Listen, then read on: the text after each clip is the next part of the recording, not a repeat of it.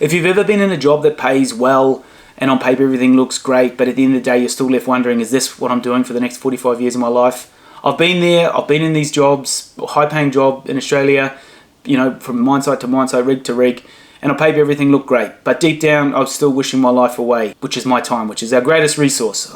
Each hitch, it was another 28 days to go, or this, whatever it may be, whatever the hitch, you're wishing that sort of time away. So in this video I want to break down how I went from working in the mines in Australia, working in a FIFO role, to now we've branched away from that. Now we're running a winter tourism business in Myoko, Japan. Not because it's the answer for everyone, definitely not. I'm not saying rip out and buying a ski lodge in Japan will solve all your problems. It's going to create a lot more. But because it might help you find another answer that you're looking for. I'm sure I'm not the only one that's experienced this before. You're in a job, you don't really love it, but it pays well, but you're trying to think of other ways to get outside of that. So hopefully in this video might give you some other ideas. So I was doing everything right as society wanted me to do, but for me personally it still felt wrong. I was lucky enough to travel a lot through my 20s, did a lot of odd jobs overseas, a lot based around winter, chasing winters, teaching skiing, snowboarding and rafting in the summers, a number of great jobs, and I loved every part of it. And I always found it hard to commit to a job after that, let's say. I thought, right, now I've got to have a crack at this. I'm not in my early 20s now, I'm more on the other side of the later 20s. Okay, so the seed of an idea. We didn't have a perfect plan, but we knew we needed change. For me personally, I knew I never really wanted to work in the rigs or in the mines my entire life. It was more of a short-term goal just to save some money that I could put into something else I really enjoyed, which for me was trying to get back to the mountains. So this is where Myoko sort of come into play in 2018. After we got married, we were a little bit unsure what to do, so we thought, right, let's go back to working offshore again. So we ended up getting our tickets all renewed and everything, went back to working offshore on the oil rigs. Whilst in between hitches, on R&R, I come back and I was like, right, I've got to go to Japan, check out. I had a few places I wanted to go check out over there. So I went to Myoko. I was only there for about a week, I think, from memory. And luckily enough, stumbled across a lodge. It was in fairly good condition. Definitely needed to tidy up and a few different things around it all, but it was in pretty good condition. We weren't initially looking for a lodge, but it was a too good opportunity to pass up. So I rang my wife and said, look, I think I found us a lodge. She's like, what, hang on a minute. I thought we were looking at buying a house. Now you're coming and telling me we're buying a lodge here. What's going on? But she hadn't seen it, but she was 100% supportive on that, which I love my wife for. She's always supported everything that we do. And very fortunate, as our life would have taken a different course if we maybe didn't buy this lodge at this time. So very fortunate that she was well on board. So we bought this, and we actually bought it through our self-managed super fund. So if you're not familiar, that's like your retirement savings in Australia. We manage that ourselves, which has its own sort of layers of complexity in that, especially when you're trying to buy a lodge in Japan. We just had to try and figure that out. How do we keep this all above board to keep the ATO happy? And is this even possible? Well, it was, but not due to easily just figuring it out. It was hard to try and even know who to talk to. No one else we'd known had actually done this. Even our accountant wasn't too familiar how we can do this, but we managed to get it all over the line, and we still hold that property in our self-managed super fund today. And from there, we were straight into the deep end. You know, now we've bought this lodge, we bought it through our self-managed super fund. We had no outside investors, no other, you know, capital that we could really put into this. We'd sunk in pretty much all our life savings, essentially, if you want to call it that, our self-managed super, into this lodge. So we had to make this work. We were bootstrapping everything, didn't really get any other loans or anything outside of this. It was a mad rush from, I think we settled in July or August, I can't remember exactly, and then it was a mad rush to get it up and running for that coming winter. First season was a bit of a soft opening for us. We had a lot of friends and family come over, check out what we're doing. My God, you guys have bought a lodge, I want to come check it out. So that was great. Had a lot of crew come over. Had a super fun season. It was also a very big season for snow, which was great. We had, I think it was about 17, 18 meters of snow that year, so it was huge. The old snowblower copped a big workout. It was permanently breaking down. I was permanently fixing it, but it was great. It was all part of the process. There were some big days, a lot of learning curves that first season. Second season, 2019, the 2020 rolled around. We were flat out. It was our first proper official season opening. We had all the license. Everything was, we were booked up. We had a Singaporean company book us up for almost a month. So it was a busy season for us, but we had a great team. And we got through it, and at the end of that winter we were like, right, this is something, we can really make this work.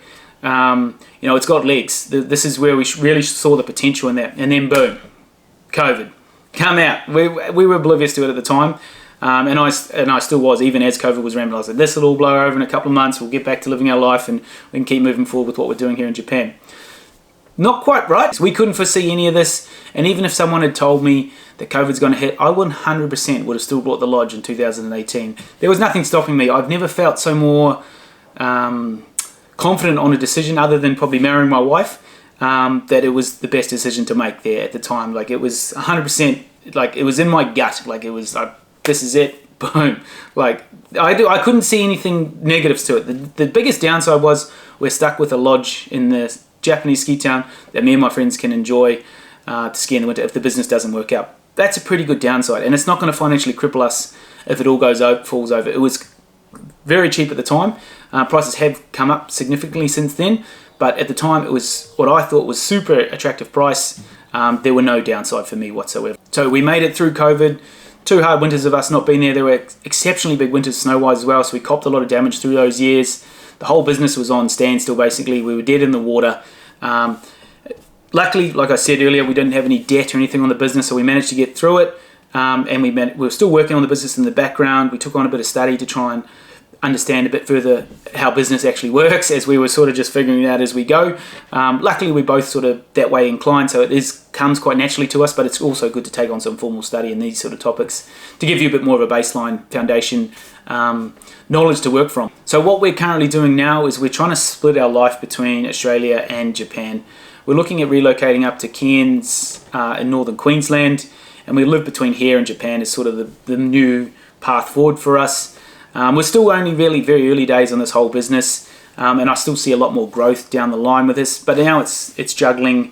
We have a 4-year-old son, so we've got to think about him. We've got to think about him obviously a lot now as well. He's coming into school age, so we want to put him in the Australian schooling system. That's why we're looking at splitting our time between Australia and Japan, and Cairns is quite close to Japan, so very easy to come and go between the two. So there's multiple different facets to the business now, which keeps us very busy, but it's great. It's a good passion to have. So now we have multiple different accommodation offerings. We run a small ski school, rentals, and the last 2 years we've been running a pizza bar in Suginozawa.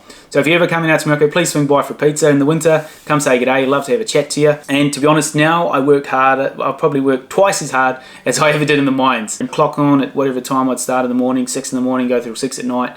The minute I clocked off the end of the day, I wasn't thinking about work at all. Even while I'm at work, I was barely thinking about it. Just rocking up, going through the motions, doing the job, getting the paycheck. That was all I was doing. Now, with the business, it's like I can never sort of turn it off. It's always there in the back of my mind, which is a blessing and a curse almost. Some people don't like that. I personally quite enjoy having a project to always sort of chip away at and look at things to improve and different areas I can improve on the business. As anyone that's ever probably worked in your own business, you probably could agree. It's the business never sleeps, and if you do take a few days off, the business starts to get affected by it. If it's just replying to emails or whatever it may be, you've got to be on top of these sort of things. I find, especially early days when you're starting up. We've bootstrapped the whole thing. We haven't had outside investors or any other partners, so it's just me and my wife. Which is also a challenge in itself, running a business with your wife. We're quite fortunate, both me and my wife. We're both usually 9 times out of 10 on the same page with a lot of things, so there's little friction there. But yeah, I'm not saying that's easy as well when you spend constantly with your wife 24/7, and then you're just managing the business, and then you're trying to have a marriage outside of that, and then you're raising a child. There's a lot of moving parts, and then they've got the team as well. This coming season, we're going to have about 15 crew. There's a lot just to manage there. So it's far from hands off. It's far from passive, and sometimes yes, it can be a bit hectic and stressful. But then it's just managing this, and then the more you take on, the better you get at allocating your resources and your time and your capital to try and make things run as smooth as possible. So this is our life. It's far from perfect, like I've mentioned, but it's ours. It's flexible. It's seasonal. Yes, it's just very busy during the winter, but it's intentional, and we're very blessed to do what we do.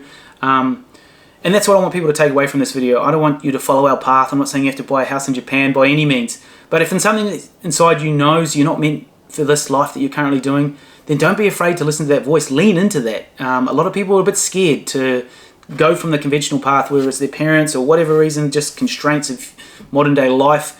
They're scared to take that jump, that leap, whatever it is, and to try something that they actually really want to do. I 100% push people into that. If they're thinking about doing it, but do it in a smart way. Don't just quit your job and then, sort of bridge the gap there a little bit. Keep working on your 9 to 5 job until you've built up enough in your other job or in your business that you're trying to do, start to get off the ground, then you can comfortably leave that and then roll into the new project or whatever it is that you're doing. That's how we did it. I was still working offshore, both me and my wife, we were both working offshore on the rigs whilst we were setting up the business in Japan, which helped fund the cash flow of the initial establishment of Mountain Hut. There was a lot of renovation costs and linen and licensing and vehicles and all the string of different things that we were figuring out on the fly, setting up websites, booking systems. We didn't know any of it. We didn't come from a background of this really. We'd helped sort of manage a few like hostels and lodges over the years, but not to this sort of extent, not when it's your own business. So it was a whole new thing for us. And there was a lot to learn, and it had to learn very quickly because the winter was fast approaching.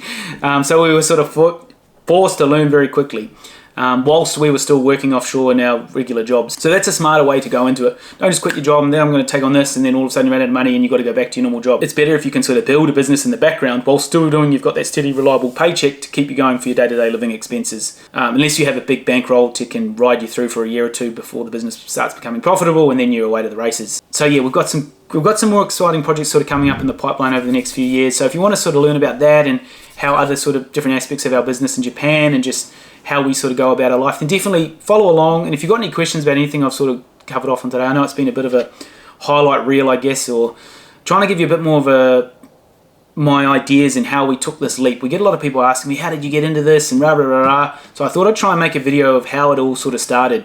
So if anything in this story, you liked it or anything, definitely drop it in the comments. Or you're thinking about making the leap and doing something on your own, definitely, yeah, drop that in the comments. I love to hear about these sort of stories of things that people have done or they're doing or they're wanting to do. Like I said, we're only just starting out. We're pretty early in our stage of this. We're only sort of 7 years in. There's still plenty of opportunity to do other things, what we're doing in Japan, and probably start looking at doing some more things back here in Australia in the future as well, now that we're sort of splitting our life between Australia and Japan. So yeah, if you want to come along for the journey, definitely love to have you here. Hit that subscribe button and we'll catch you in the next one.